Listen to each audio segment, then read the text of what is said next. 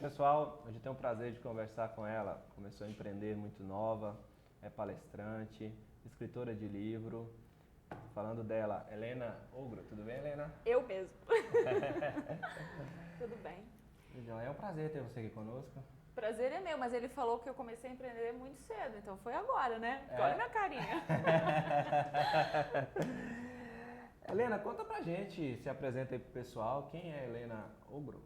Pois é, antes de ser Helena Ogro, eu sou, na verdade, né, o nome certo de batismo é Helena Maria Ogrodowski. Então, por isso que, para no final ficar tão complicado, Helena sorte Ogro. minha, né? Se fosse falar esse sobrenome seu aí, não ia sair, não. Então, o que você me perguntou mesmo? Perguntei se você se apresentava pro pessoal. Então, vamos lá. Então, é Helena Maria Ogrodowski, 43 anos, né? Muito jovem ainda. Isso. E comecei a empreender jovem, na verdade quase 18 anos, né? Quando eu comecei, acho que eram uns 18 anos, na fotografia. Mas hoje aqui com vários empreendimentos, né? Os livros, como você falou, palestrante, coach e fotógrafo ainda. Que bacana, Helena. E me conta um pouquinho da sua infância, como que foi, você é natural de onde mesmo? Então, eu nasci em Alpestre, Rio Grande do Sul, que é a roça, né? Lá eu fiquei até os 7 anos, porque aí eu comecei a estudar numa escola que, naquela época, tinha as escolas ainda que tinha 4 séries na mesma sala. Sim, eu sei bem como é que é. Você sabe. Então, naquela época tinha uma prima que estudava comigo. E sabe como criança? Na verdade, você vai para a escola e você não sabe. Eu estou na primeira, minha prima sentada ao meu lado, estava na terceira. E ela já sabia ler e escrever, e eu não. E o meu pai costumava chamar nós de burra. Então, no subconsciente já estava, você é burra. E lá eu não sabia ler e escrever, então para mim ficou definido que eu era burra. E a minha prima era inteligente, então eu chorava. A professora passava tudo lá no quadro e eu começava a chorar. Aquele quadro verde, Era verde. Os giz e tal. Então, começava a chorar e a professora, ao invés de perguntar por quê ou tentar amenizar, ela sempre dizia que eu só atrapalhava as aulas. Então, se confirmava que eu era uma pessoa que atrapalhava, que era burra, enfim. Seguiu assim até que a gente se mudou para a cidade. E aí eu fui numa escola que tinha a primeira série separada, né? Sim. E lá eu chorei no primeiro dia porque já era um hábito, né? E aí essa professora agiu diferente. Então ela, quando os colegas começam a fazer o bullying que hoje chamam, né? Ela pediu para que eles ficassem quietos e que eu ficasse em paz. Então aquele choro já foi diminuindo no mesmo dia. E no dia seguinte eu não chorei mais. Já passei de ano, uau! Passou de ano? Fui elogiada, aluna exemplar. Que bom, né? Que bom, né? Teve esses percalços, né? Mas serviu para... É um aprendizado, porque depois de um tempo Isso muito você vai nova, né? analisar. Já com esse aprendizado de bullying, Quantos anos você tinha nessa época? 7 anos, né, primeira série, e lá na roça, no caso, até os 6, quando a gente não tem com quem se comparar, eu só tinha eu, minha família, minha prima, então em casa eu me divertia muito, eu corria descalço, era a melhor fase da minha vida, hoje olhando pra trás, né? Nessa época você ainda morava você já tinha mudado pra cidade nessa época? Não, até os 6 ali que eu tava na roça, os 7 que comecei nessa escola e depois eu passei e fui pra cidade. Então até os 6, antes da escola, eu acho que foi a minha melhor fase. Porque mesmo que o pai falava que você é burro e tal, com quem você se comparava? Não tinha ninguém para se comparar, então tava tudo bem. Tava tudo ótimo. Então o problema é quando a gente começa a se comparar com o outro, né? E ter esses problemas. E nisso você acredita que o seu maior pesadelo, né, que você teve uma fase da sua vida que foi muito difícil, né? Foi entre os 10 e 11 anos. Tá lendo o meu livro, né? Agora nós vamos falar do livro dela. Ela tá dando spoiler aí sobre o livro. Teve uma fase bem complicada que é o começo de todo o problema que eu vim ter depois da depressão, né? Foi aos 10 anos. Então, depois dessa fase que a gente se mudou para a cidade, Planalto, que era bem próximo de Alpestre, meu pai era alcoólatra, então ele teve sempre problema na família de agressividade com a minha mãe, enfim. Mas eu tinha uma afinidade muito grande com ele que eu até hoje eu não sei te explicar porque assim não tinha essa raiva dele, enfim. E a minha mãe teve que fugir com os filhos todos, que somos em 6 filhos, 5 mulheres e um irmão, na madrugada, para ir morar no Paraná, que eram os familiares dela, porque, como a gente sabe, os alcoólatras, eles falam, meu pai no caso, se ela pedisse a separação, então ele iria matar, enfim. Não sei se isso acontecer, poderia, então ela quis evitar e fez o certo. Sim. Mas eu tinha 10 anos e eu só conhecia a minha família, eu só tinha assim, o meu porto seguro era a minha família, mesmo que desestruturado, vamos dizer assim, né? E aí eu fui parar na casa de uma tia, que tinha um primo da mesma idade, e aí ele atormentou minha vida na escola, aquela história, ela veio pra, né, tirar meu espaço, enfim. E eu corria na casa da minha mãe, que eram uns 3 quilômetros dali, na casa da minha avó, e queria ficar dormindo lá, porque imagina, eu sentia falta, né? Eu estava na casa de uma estranha, com uma pessoa que me atormentava, e aí chegava um momento que eu brinquei de tarde e pedia para ficar dormindo à noite. Aí eu olhava para minha avó, pedia, eu posso ficar aqui? Aí ela dizia, não, aqui não tem lugar para você. Aí eu esperava que a minha mãe falasse outra coisa, eu olhava para ela e a minha mãe virava o rosto. E eu simplesmente saí dali correndo e chorando. Então eu chorei todos os dias daquele ano.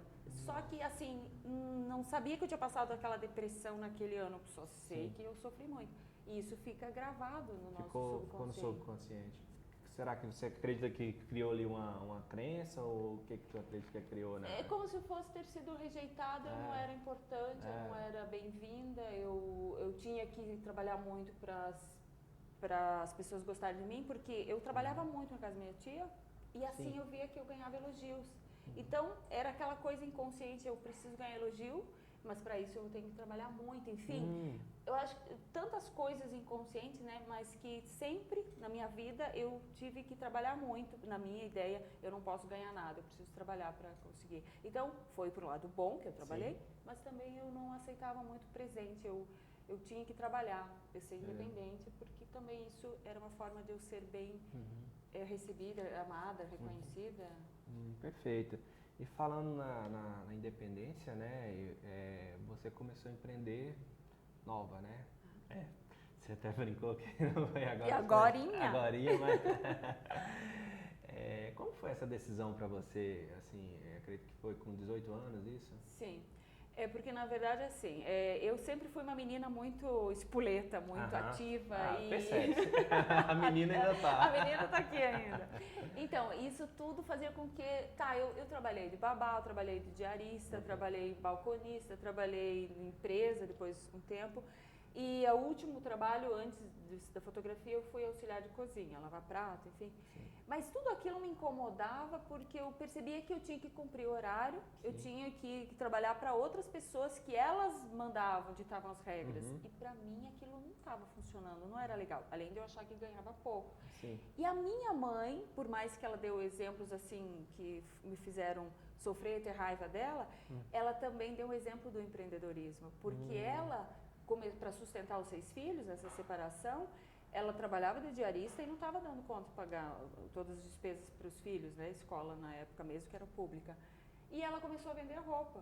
E a gente, então, eu me espelhei nela, que ela ganhava mais dinheiro. Ela falava mesmo, olha só, com isso, começou a dar mais coisas para nós. Então, eu percebi que ganhava mais dinheiro. Então, também empreender vale a pena. Então, o exemplo do empreendedorismo veio da minha mãe.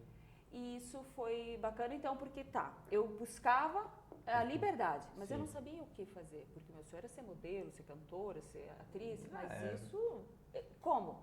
Eu ia conseguir se eu não cantava, se eu não fazia curso de teatro, não dançava, morava numa cidade pequena, que depois... pequena.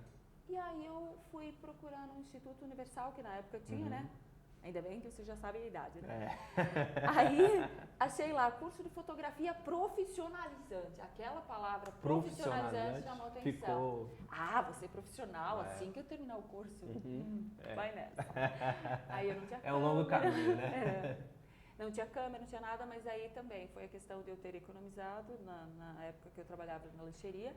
E minha mãe me ajudou a comprar câmera. Só a câmera, mas depois vieram muitas outras coisas. Enfim, mas eu continuei estudando. O que me fez ter essa determinação e apesar de todos os problemas que foram muitos, assim, de eu errar muito, não ter apoio, não aprender rápido, foi que eu lembrava, Helena, você quer liberdade, você quer fazer os seus horários, ganhar mais dinheiro. Então, isso é saber o que eu queria por trás disso é que me motivava a continuar. Entendi. E Helena, assim, você falou em questão de liberdade e empreender, né?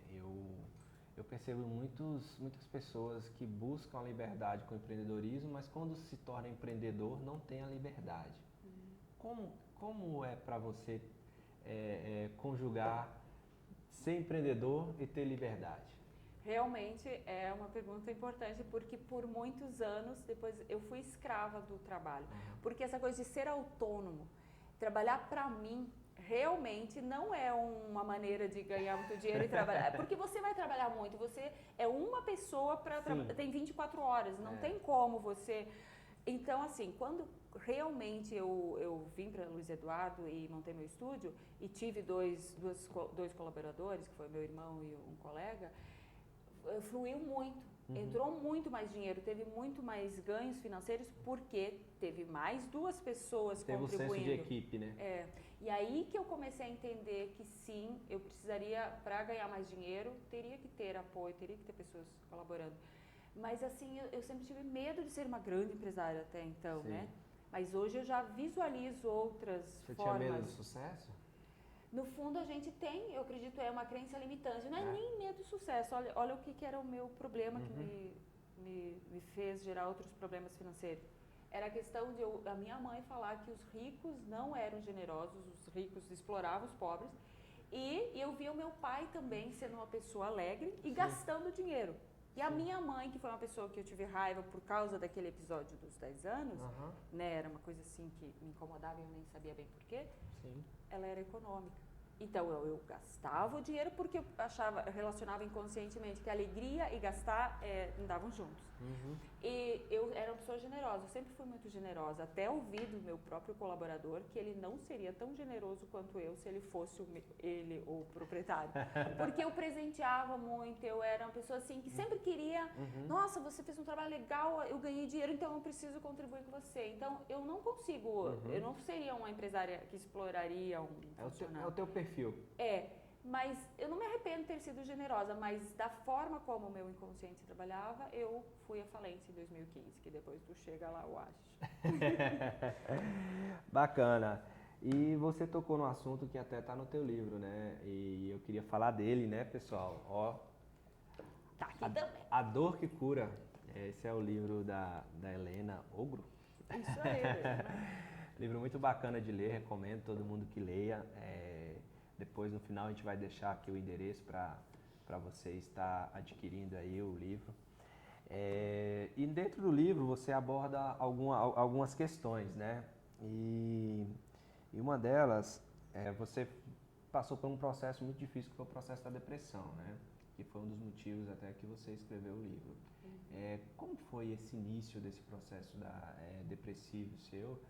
Porque eu percebo que muitas pessoas, elas às vezes, elas nem sabem que estão com um problema, né? Como foi para você esse processo? Pois aquela historinha que eu contei, que foi dos 10 anos, eu não sabia que isso tinha gerado tanto problema dentro de mim, do meu inconsciente. Só depois que passou, lá pelos 25 anos, quando eu já tinha saído da lancheria, né? Só estava fotografando, estava com a minha vida estável, vamos dizer assim. Eu já tinha uma moto, eu já tinha um namorado que tinha mais dinheiro, eu já estava morando num apartamento melhor. Nunca tinha tido tanto conforto na minha vida. Olha como são as contradições, os paradoxos.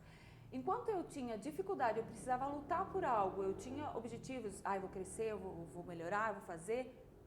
Eu não tinha caído, não tinha voltado aquele, por mais que eu sentia raiva, né, aquela coisa revoltada com a minha mãe e tal, mas aquilo não estava me deixando deprimida. Eu tinha uma motivação. Quando eu estava na facilidade, que parecia assim, peraí, a minha vida é isso. Se eu casar com ele, eu vou fotografar, eu vou ter essa vida, eu vou fazer isso. Aquilo caiu assim, nossa, eu não quero essa vida pra mim. Faltava algo. Faltava o quê? Faltava um objetivo, faltava uma motivação para eu continuar. Essa é uma coisa assim que não pode faltar numa pessoa que quer prevenir ou sair da depressão, que é ter um objetivo claro. Que fosse eu melhorar na fotografia, eu não sabia muito bem por que melhorar. Sim, eu estou fotografando, o pessoal gosta, eu estou ganhando dinheiro. E eu vi muito as pessoas me falando, nossa, mas você está reclamando do quê? Você tem tudo? Você tem namorado, você é bonita, você tem uma profissão que você gosta. Então, assim, as pessoas olham de fora, elas sempre vão te julgar e falar que você não tem do que reclamar. Mas elas não sabem o que... Não sabe a dor, né? A sua dor, né? O que me fazia feliz? Era isso? Por que tinha que ser assim, né? Então, voltou. Aí, o que acontece? Tem outros hábitos. Daí, a questão do não perdão, né? Que você é revoltada, culpa a mãe, culpa a família, nasci em uma família pobre. E eu não agradecia pelo que eu tinha. Eu só olhava o que estava me faltando. Eu olhava que eu não queria aquela vida. Mas será que eu não podia ter agradecido e aproveitado aquele momento para, então, me conhecer? Mas eu não tinha isso, não tinha aprendido isso, né, na família. Então, eu não sabia como fazer. Aí que eu comecei a ler mais e... Enfim, as coisas vão aparecendo, né? Você não está conformado com aquilo. Isso que você diz até você já falou das crenças limitantes, né? Vou cortar e vou falar de novo que eu errei limitante. E dentro disso você já falou das crenças limitantes, né? E no seu livro tem a questão que me deixou até sobre as vozezinhas, né? Vozinhas. O que seriam essas vozezinhas que a gente escuta e o que elas podem causar, né? Essas vozezinhas que são essas pessoas que colocam na tua cabeça, no caso assim, é aquela programação e que você continua dando ouvidos, por exemplo, eu não estava feliz, mas eu continuava ouvindo as pessoas, não, você é louca, você vai deixar esse cara, você não vai mais querer namorar com ele, você casando com ele, você tem a vida ganha, era isso que eu ouvia, da família, dos amigos. E aí eu deixei aquilo tomar conta, mas dentro de mim eu estava assim, né, morrendo. Mas aquilo de fora fazia eu travar e não tomar uma atitude. Então, as vozezinhas sempre são coisas do externo. A programação que veio da infância, aquilo que você continua ouvindo da sociedade, da família, que não é o teu. Não é aquilo que você quer. Mas você também não sabe o que você quer ainda. Então, você não tem um caminho ainda? E as vozezinhas aí vão te atormentando. E isso que eu acredito muito, né? Que tem levado as pessoas pro buraco, porque elas vão se deixando colocar para baixo. Você até fala das pílulazinhas mágicas, né? E querem pilulinhas mágicas e essas não funcionam. Não adianta. Se funcionasse, a gente não tava no problemão que tá hoje. Né? Até nós estamos no mês propício, né? Que é o mês contra o suicídio, né? Que eu acredito que é um dos fatores que levam ao suicídio é a depressão, né? Sim. A pessoa tem que estar num estado de espírito muito deprimente, muito baixo, uma vibração para ela cometer. E eu só não cheguei a esse ponto porque realmente as dificuldades da vida, aquela coisa da responsabilidade de fazer as coisas por você, não tinha quem fizesse, me fazia sair daquele buraco, então não chegar ao ponto de fazer, né, cometer o ato do suicídio. E num ponto também do seu livro, você fala sobre a preocupação com o futuro. O que eu posso fazer agora para que eu possa ter algo no futuro? Qual é essa colocação sua sobre as pessoas vivem muito ansiosas, querem viver o hoje e esquecem de fazer? Querem viver o amanhã ou o passado, na verdade, né? Querem viver o amanhã e não fazem o hoje para ter o amanhã. Na verdade, essa coisa está cada vez, o imediatismo está cada vez pior com o mundo digital. Então, por exemplo, tudo está evoluindo, tem muita informação, eu preciso fazer tudo dar certo logo. Só que a lei, que eu falo, uma das leis da paciência, da gestação, você não leva 9 meses para nascer? Quando você planta uma semente, você não tem que esperar ela crescer? Então, por que se você... eu engordei 20 quilos, vamos dizer, em tantos anos.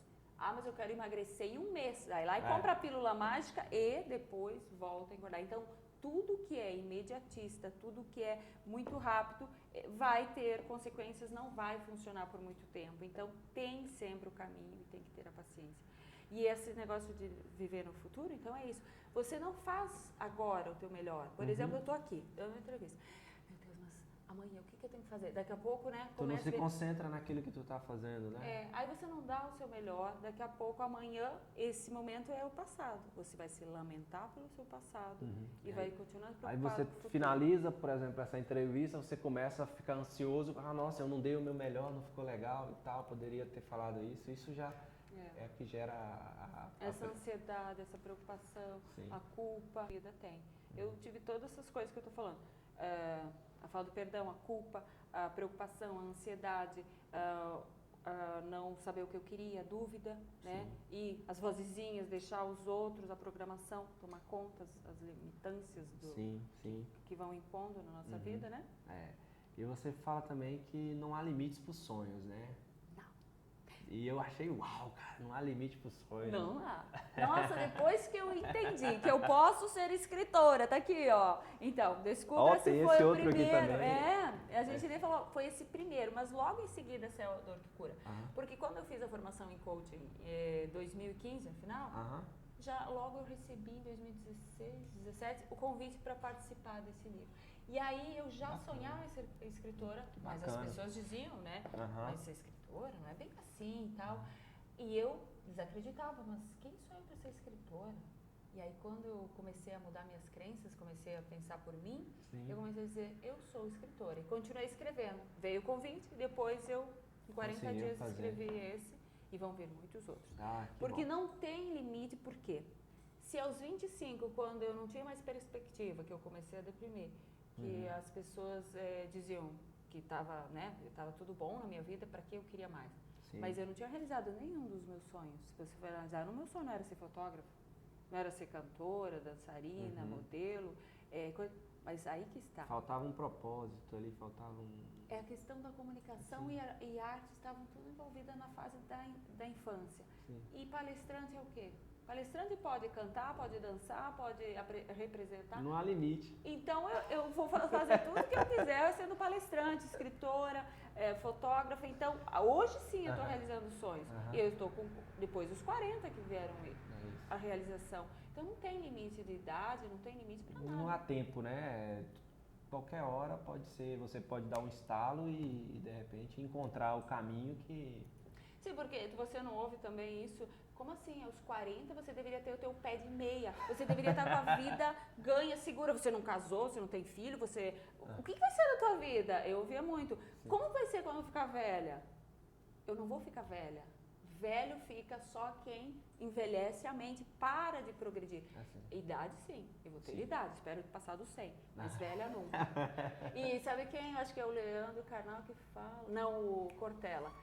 Idoso e velho tem muita diferença. Você vai ter idade, mas você não precisa ficar velho, porque pode ter um velho de 15 anos, e tem muitos. Já cansado, sem sonhos. Eu não. Enquanto você sonha, você não envelhece. E engraçado, né, que você fala também que a questão de que você queria muito ser rica, né? Sim. E isso voltando a falar que não há limite para os sonhos e querer ser rica. Você continua querendo ser rica ou você já conseguiu? Hoje eu sou muito rica! E a pessoa, cadê o dinheiro? E você vai saber nunca, porque como que você vai saber se eu tenho ou não os milhões? Como que eu sempre costumo falar assim, a questão de você identificar, porque tem pessoas que têm 10 milhões na conta e não é rica. Isso. Ela que para você é rico? O que é rico, né? Então, assim, como você se considera, assim, qual que é essa busca sua?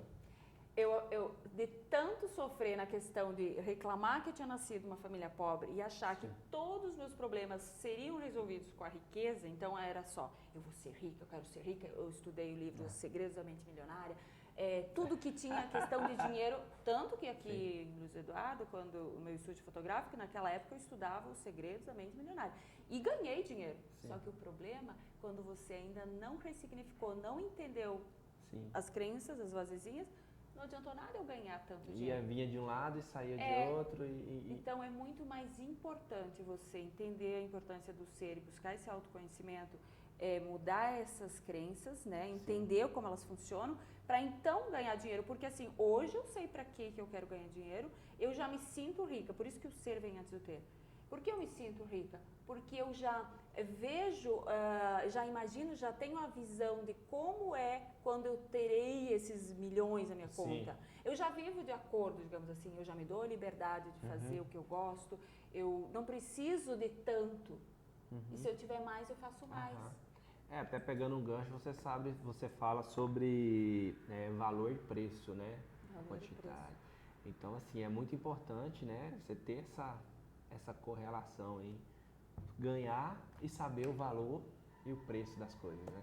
Sim, porque daí hoje eu até falo que tem o estilo minimalista, que eu sou minimalista. Daí uns dizem que agora é moda falar em minimalismo, igual fala assim, tá na moda ser coach. E realmente vai ter pessoas que entram na profissão por a tendência. Não vão se sustentar, porque isso é uma missão. Eu sempre falo de propósito. Isso, né? toda profissão é um propósito. Se você não tiver ela bem definida, ela logo. Porque eu sempre falo que ganhar dinheiro é consequência, né? Isso, com certeza. É consequência. Então, assim, e nessa questão de valor e preço, né? Essa reação pra ti, como que é isso? Por exemplo, que tu explica isso? Eu tenho um propósito de ajudar as pessoas com livros, porque eu li muitos livros para chegar a minha cura. Porque o que me levou à cura, a chegar a essa receita de como sair da depressão? Foram os livros. Eu li a superação de outras pessoas. Então, eu acredito que se você quer aprender algo, você vai aprender com quem deu resultado naquilo. Se alguém quer prevenir e curar a depressão, eu garanto, eu tenho autoconfiança em dizer, e aqui está o caminho, eu posso te ajudar.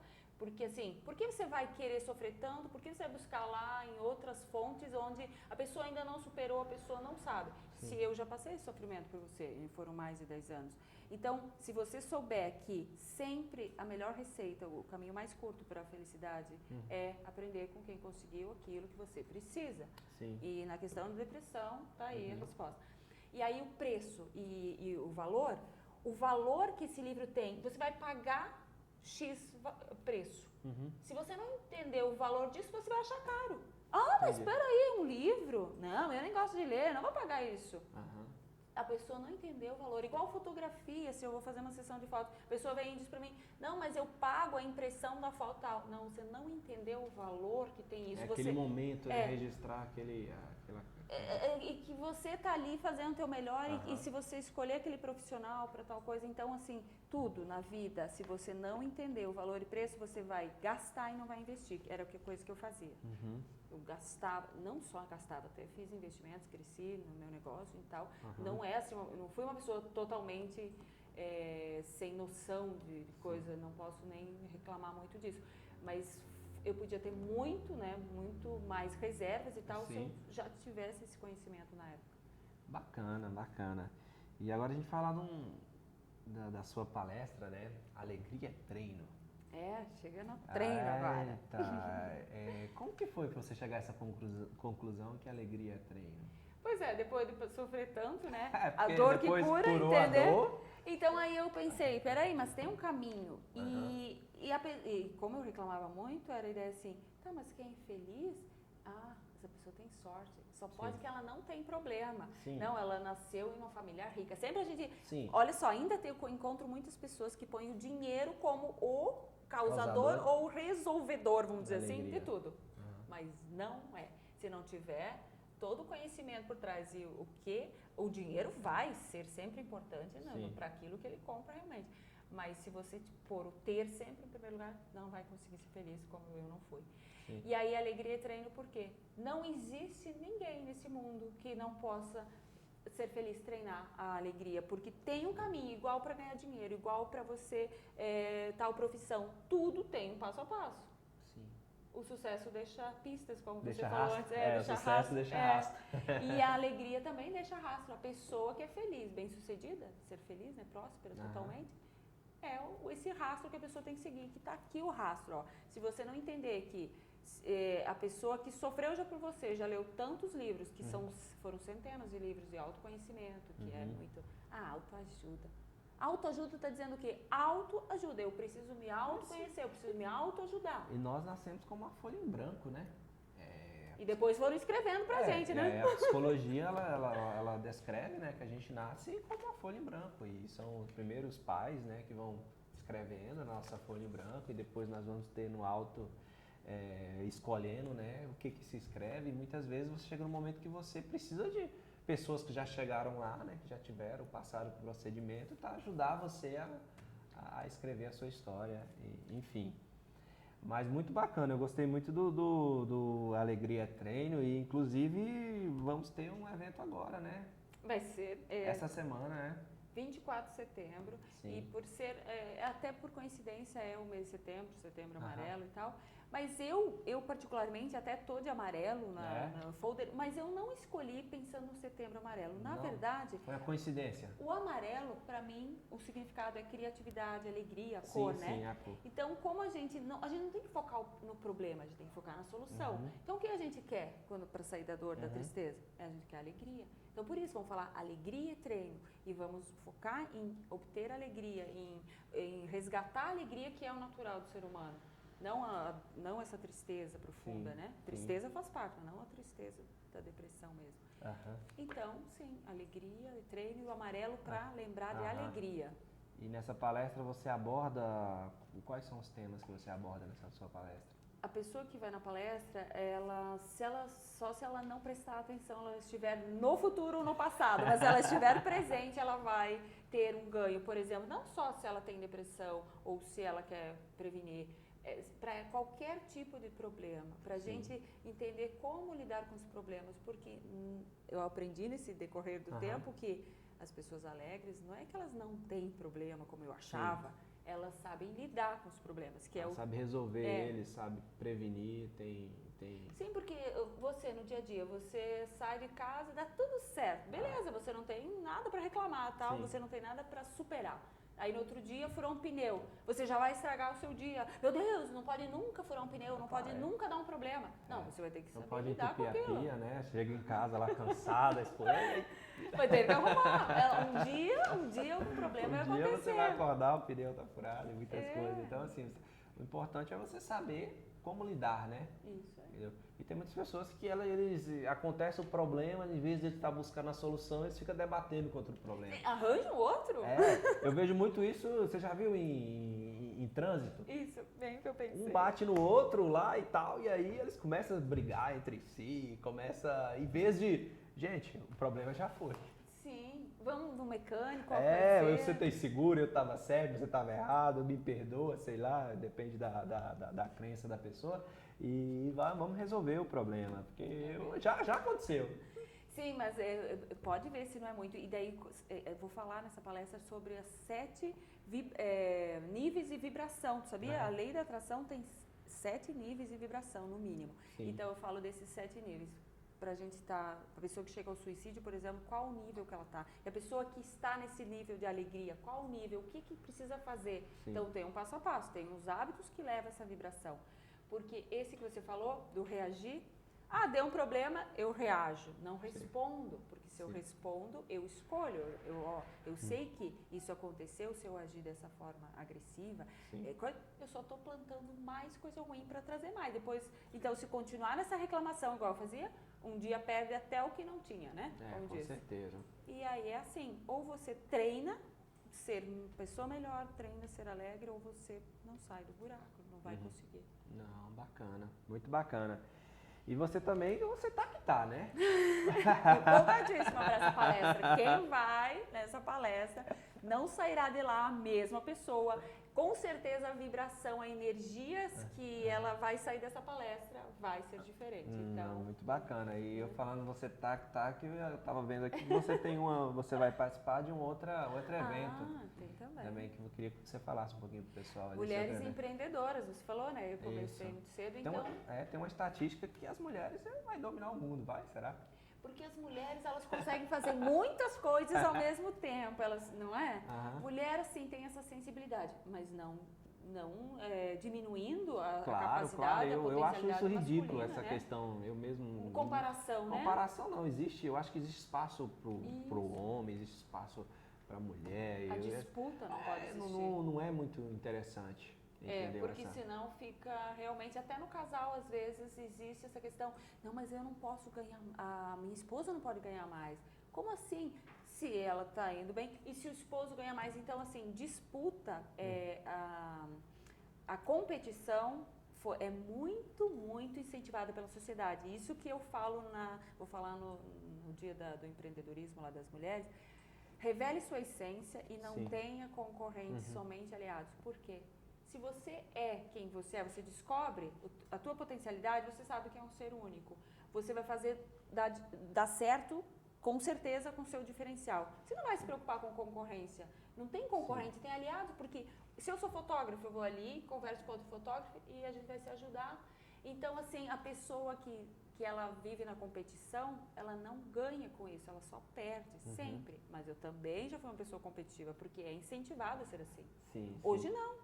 Isso vem desde o início, né, das crenças, a gente sempre... Sim, a gente vive num mundo competitivo, né? A sociedade, ela impõe... Não, você vai sair, o mercado lá fora é competitivo, nas faculdades não fazem isso.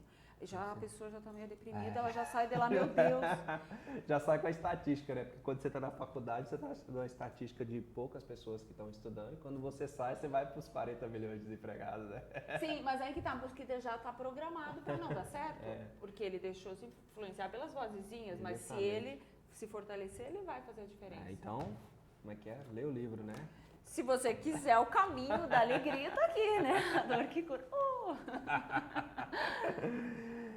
E só pra gente fechar, eu queria que você deixasse aí pros nossos amigos que estão nos assistindo e amigas, né? Algumas lições, né? Você já contou aqui, mas enfim, pra fechar, o que você deixaria aí pra essa galera que talvez esteja passando ou já passou por que você passou? Bom, eu acredito que quando a gente está no fundo do poço mesmo, que está naquele buraco que é tudo escuro, que parece que não tem mais... Você não vai conseguir sair. Então, assim, eu sei que é difícil. Naqueles momentos eu também, eu me trancava, eu queria morrer, eu queria ficar lá. Mas se você está ouvindo isso, tenho certeza que você quer muito, assim como eu quis, a cura. E quando a gente quer, quando a gente está determinado a algo, não há quem pare, não há dificuldade que vai fazer você ficar ali. Vai fazer você ir até a palestra, porque você sabe que eu posso te ajudar. Porque se eu estou aqui falando e você olhar bem para mim, você vai entender que eu posso te ajudar. Então é isso. Tudo na vida é assim. Você tem que querer muito em primeiro lugar. E aí você vai atrás do que precisa. Sim. Porque se eu, mais ou menos eu quero, a dor que cura foi muita dor para fazer com que eu quisesse sair, porque aquilo doía muito. Então qualquer coisa que eu fizesse ia doer menos. Se é assim para você, se dói muito, você vai. Mas talvez não doa muito e aí você ainda está no comodismo, talvez buscando uma pílula mágica, e aí não é na palestra que vai ter. Lá vai sair com certeza com os passos, vai conseguir colocar em prática, porque qualquer pessoa consegue, mas precisa dar esse passo. Precisa querer e precisa ir, ou então comprar o livro e ler em casa, que seja chorando na cama, porque eu fiz muito isso. Eu escrevia chorando com lágrimas, esse livro foi escrito com algumas lágrimas, mas... Ler e praticar, né? Isso. Porque tem muita gente que lê e acha que leu. Assim, lê, bota lá e não põe em prática, não vai funcionar. Não vai. Com certeza. Helena, obrigado, viu? Foi muito bom, né? Alegria treino, né? Estamos alegres? Agora só alegria, né? Não pode mais. Então, tristeza. obrigado você pelo papo, foi muito bacana. E quem quiser ver mais e ouvir mais da Helena, a gente vai deixar as suas redes sociais aqui. Canal do YouTube, Helena Obro. Canal do YouTube dela. E é isso aí. Obrigado, viu? Eu que agradeço.